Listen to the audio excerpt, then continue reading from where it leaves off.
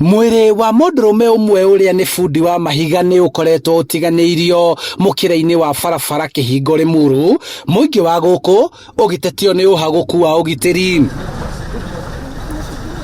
Kuringana na muingi wa itura riri, marauga makoretwo magitetio ni wongerereku wa ciiko cia wikinae makiria barabara-ini ya kuma tauni-ini ya Limuru guthie Kinyogori. Aca ti rita ria mbere tondu ona micino igua ni kurarikara gukiyagu ti rita ria mbere. Anthony Mwerũ Ndiba.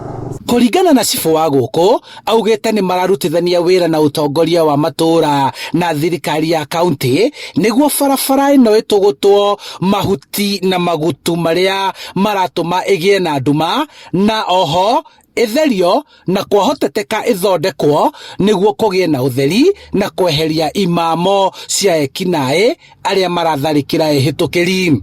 Umuthi rucini tuokira ni hurirwo thimu ni mundu wa wendi mwega njira he mundu uragitwo haha Kihingo, na ndakiuka scene ya crime ndakora ni mundu turamenya ni fundi wa mahiga etagwo John Mahingo.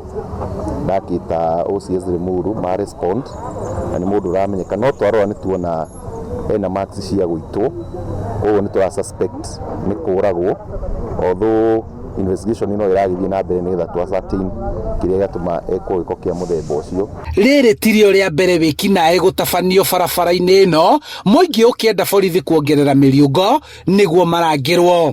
Barabara ino security ti njega tondu andu maturaga mathiaga na guoya mahinda maingi andu makiinuka makiuma mawira-ini mao maimaga matukirirwo, no ni mathia macemania na maundu matiganite wakora ni metereirwo wakora mundu atunyirwo indo iria enacio maundu ma muthemba ta ucio.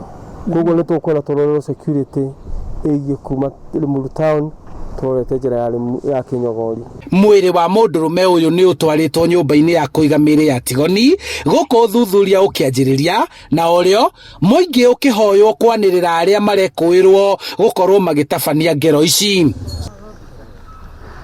Handu-ini ha Inooro TV kuma Kihingo Limuru kaunti-ini ya Kiambu, njitagwo Charles Gikunga wa Kariuki.